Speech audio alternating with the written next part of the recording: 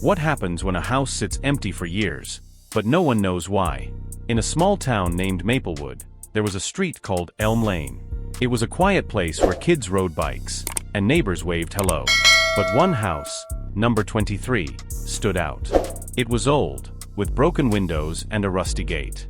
No one had lived there for over 10 years. One day, a boy named Tommy, who was just 8 years old, dared his friend Jake to peek inside. Jake was scared, but didn't want to look weak. They crept up to the house, their hearts pounding. The door was slightly open, and a cold breeze blew out. Inside, the house was dark and dusty.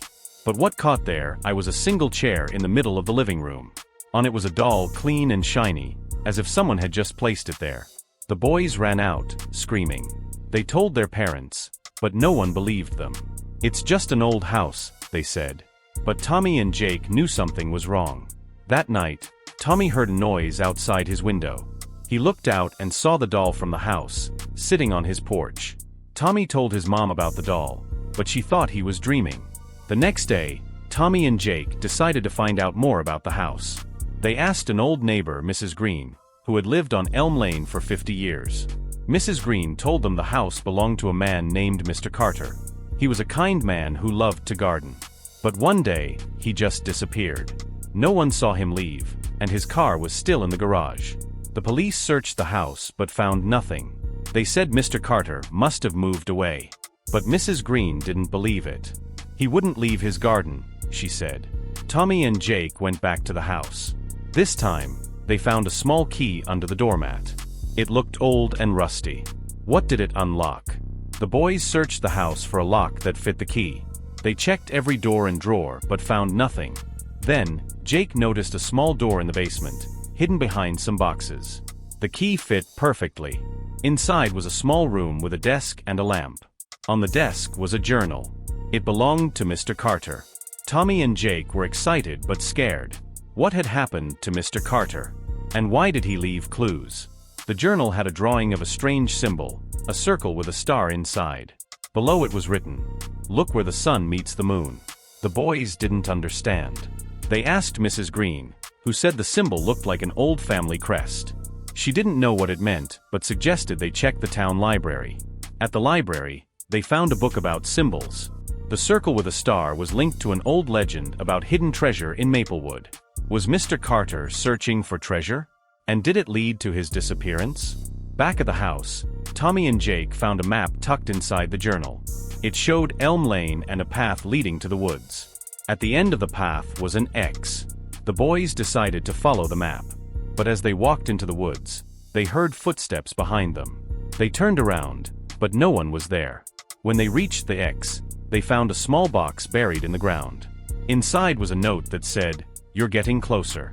But be careful. Someone is watching."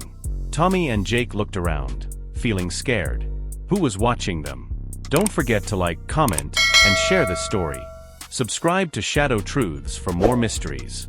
As the boys left the woods, they saw a man standing near the edge. He was tall and wore a black coat.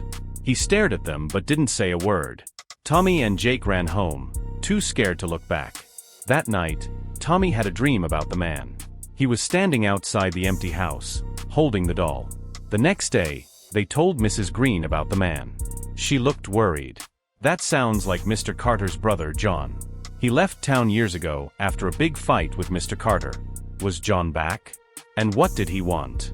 The boys went back to the hidden room and found an old photo in the desk. It showed Mr. Carter and John standing in front of the house, smiling. But someone had torn the photo in half, leaving only Mr. Carter. On the back of the photo was written, "Brothers no more." Tommy and Jake wondered what had caused the fight. They decided to ask John, but they didn't know where to find him. In the journal, the boys found a letter addressed to John. It said, "I'm sorry for what I did.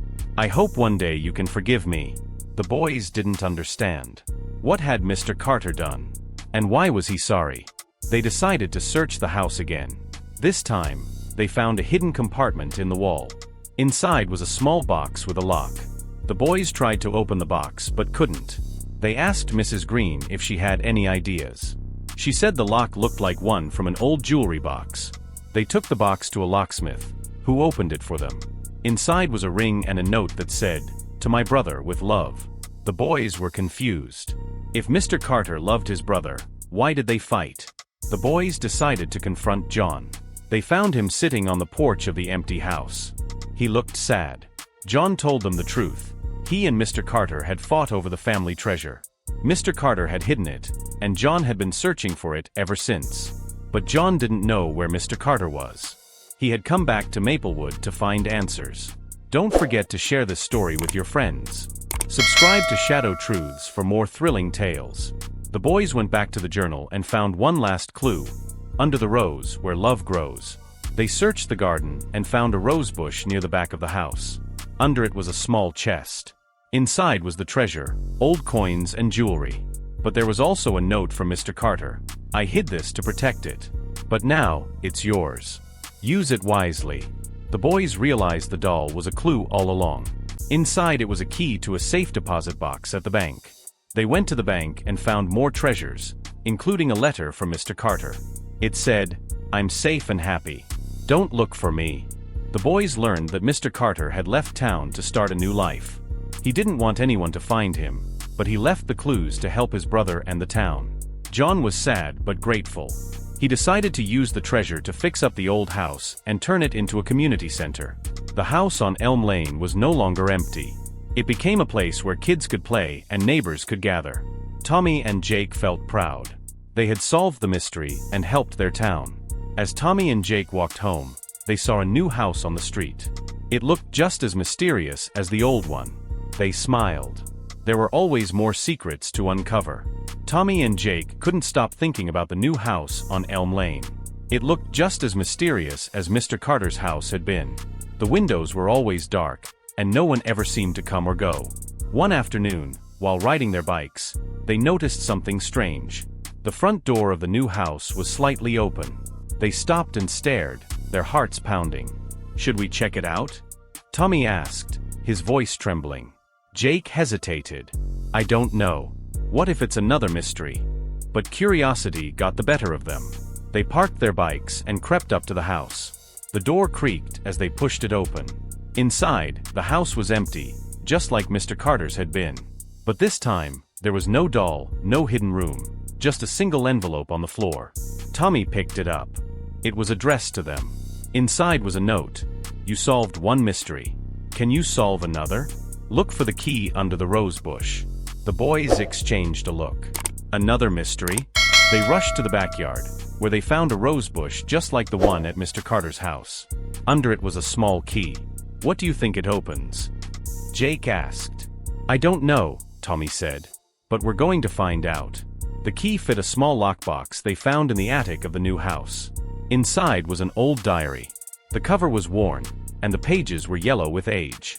The first entry read, "If you're reading this, I need your help. My name is Emily, and I've been trapped in this house for years. Please find me." Tommy and Jake were stunned. Who was Emily? And how could she be trapped in a house that had been empty for years? They flipped through the diary, finding more entries.